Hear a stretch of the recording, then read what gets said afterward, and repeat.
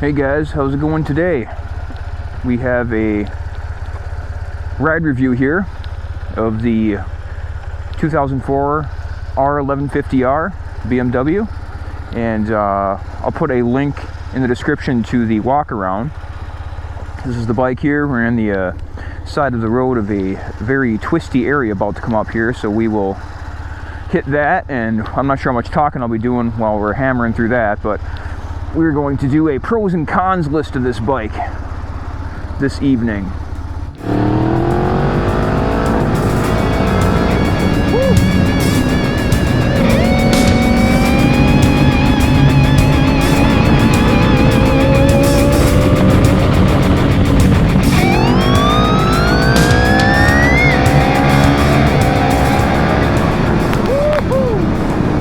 Hey guys, thanks for joining me on the channel here, and if you like these videos, make sure to like and subscribe. I know I always forget when I'm watching the videos. I always do. I'm watching and I forget to hit the like button, even if the video's awesome or something I want to help the creator. I tend to forget, so I figured I would put this at the beginning of my videos here. And yeah, if you like these videos, let's grow the channel together.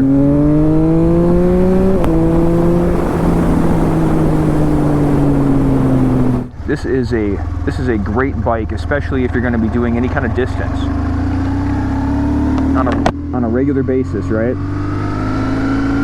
Let's get through some of these twisties up here.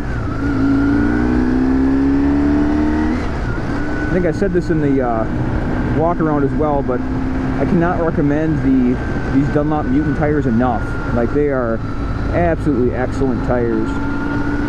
Talk about confidence inspiring. They're unbelievable, you guys. So if you are looking for a set of new tires, like for sport touring or just sport tires in general, I don't know if these are going to do touring, like long distance, because I'm not sure how many miles you're going to get out of them, because they are pretty sticky, but they're technically 90-10s, and 90 off-road, 90 on-road, 10 off-road. If you live with any gravel around your area too, or live on a gravel road, they're super nice. They provide some traction and that, a little bit extra, you know. Up here to get some twisty action.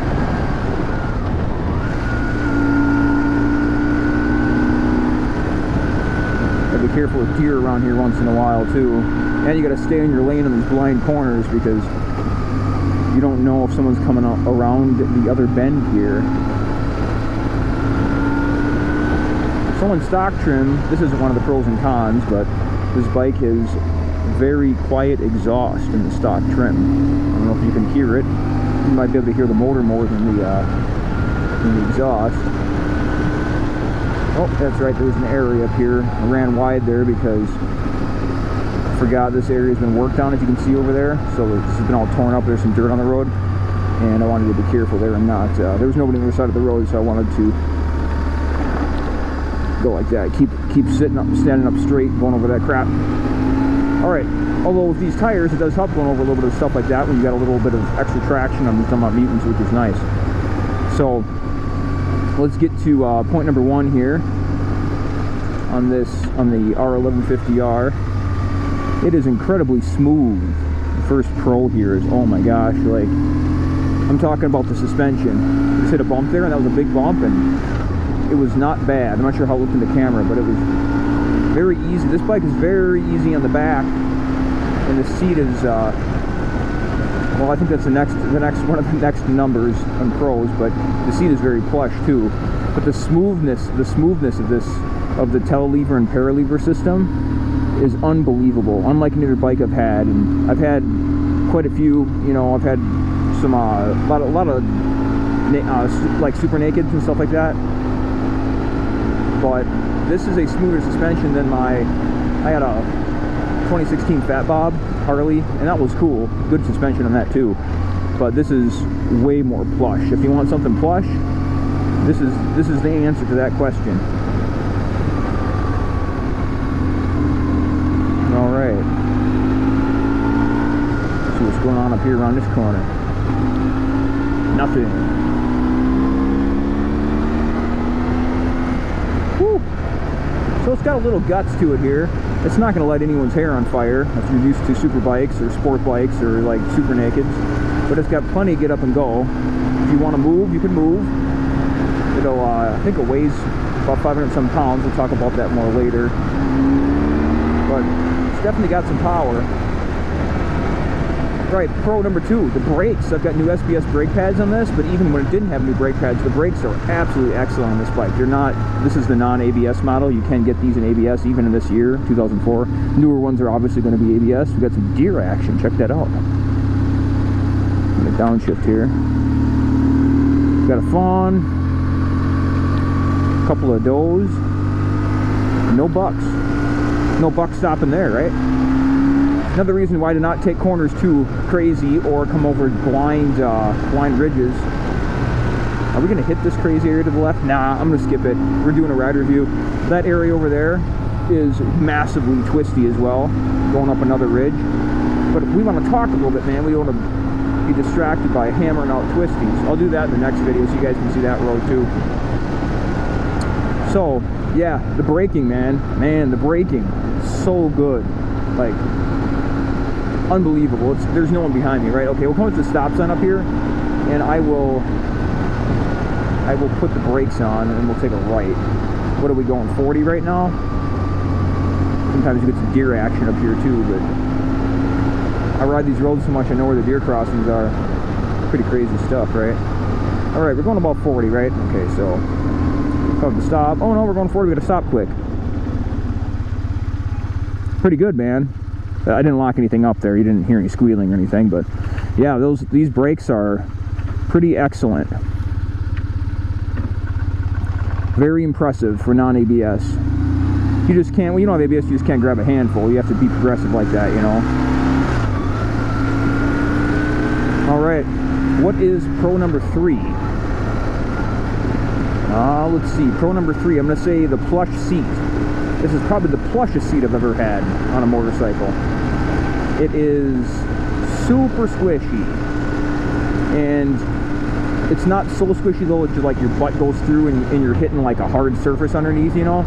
It's not like that. It's got enough high density foam before you hit the bottom or it absorbs some of that. But I did about 3 hours on this yesterday, and oh, see another deer up there if you can see him running around up by the tree line. I did about 3 hours on this yesterday, and got done, and I took a break in between for gas and such, of course. But yeah, even after that, I was a little sore, a little bit, like in my rear and stuff. But about 5 minutes off the bike, walking around, I was fine. So you could, if I was gonna go ride like 400, 500 miles in a day, this would definitely be the tool for that job, in my opinion. I really think so, and especially on a budget. I'm gonna bring it up. I'm gonna do that as a bonus pro here. The price of these bikes, man. Depending on your era, you can probably get these around $4 grand. I would say you shouldn't go over 5. This one only has what, 30,000 miles on it. You shouldn't pay over 5 for one of these, in my opinion. But if you can find a really good deal, like this one, I found it needed work. Well, it didn't need work. It needed to be brought back into service, right? Like I said in my other video. So, fluids and tires and brakes and such. But you can find those around 3.5 probably, and then put them back in service, depending on where you are. And yeah, price is a huge pro for these, especially if you want to tour on a budget. Excellent, excellent. I'm kind of just going slowly through these curves here because I don't want to hammer things when I'm talking here. Get some acceleration gains.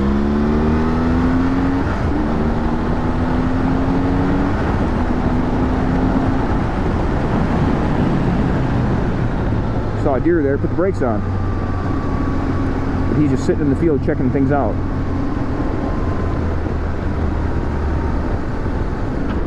Alright, which way are we going to go here? I think we'll go to the left.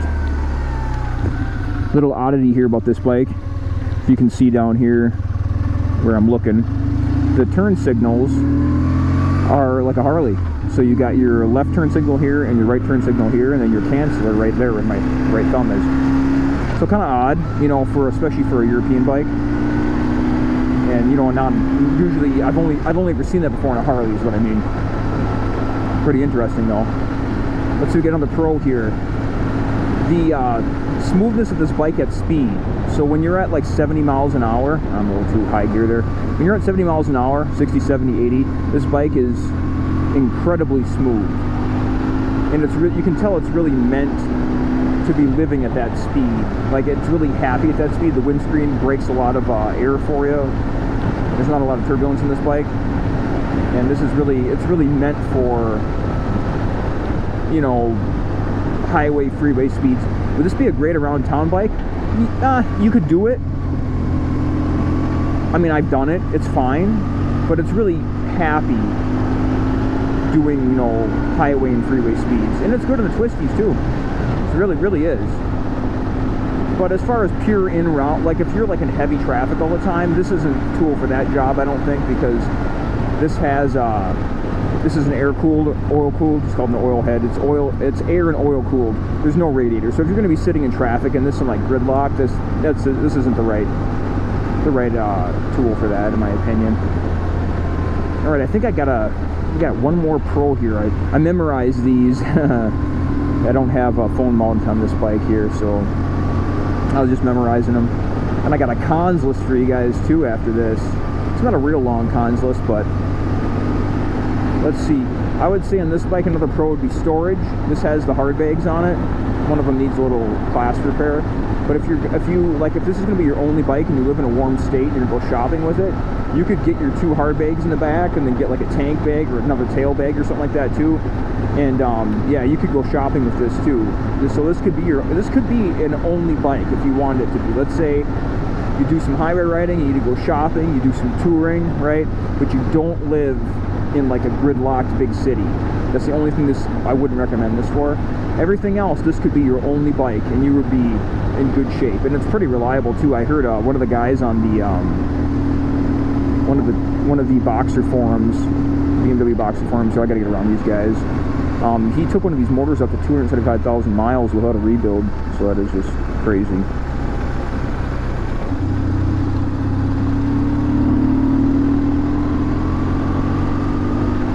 Get around those dudes around the corner there.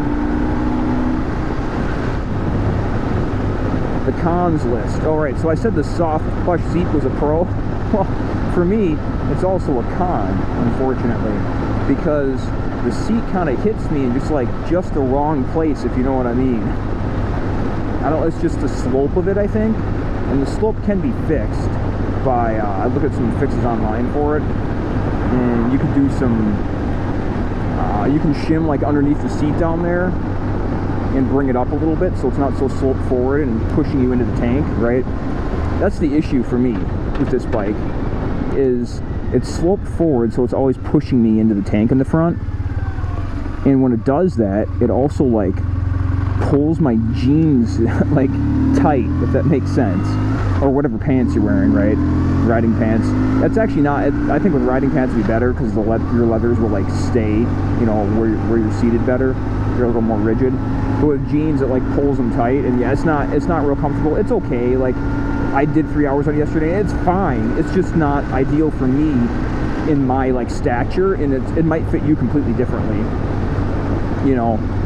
But yeah, so a con for me is the seat. Even though it is massively comfortable, it's just the angle of it for me. I think if I adjusted the angle, I mean, you can always get aftermarket seat, but if I adjusted the angle and shimmed up the front of it and made it more of a flat seat instead of a forward cant to it, it would be pretty good. We got a little cat over here. No, look out. The cat did not look very happy. Not sure what a happy cat looks like, actually. Anyway. Alright, another con for me.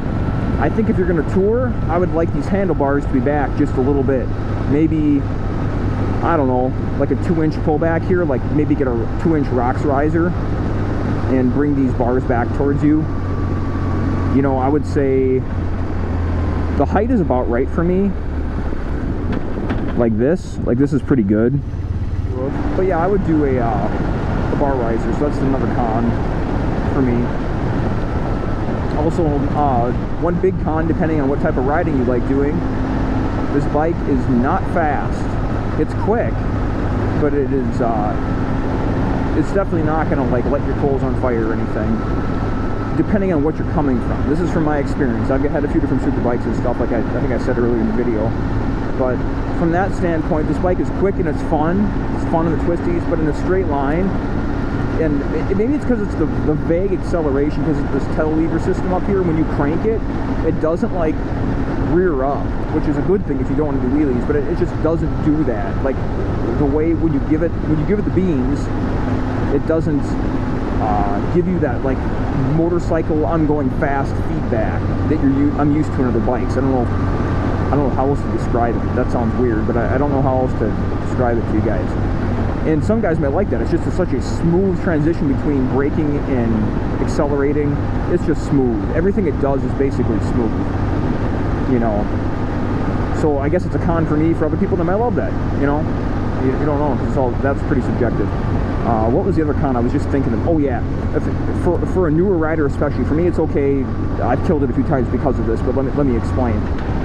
So the clutch over here, we'll see if we can come to a stop up here. Do we have a stop sign coming up? I don't think we do. We can come to a stop and I can show you how the clutch is. The clutch, like, it doesn't walk itself out in first gear. You have to give it a little gas.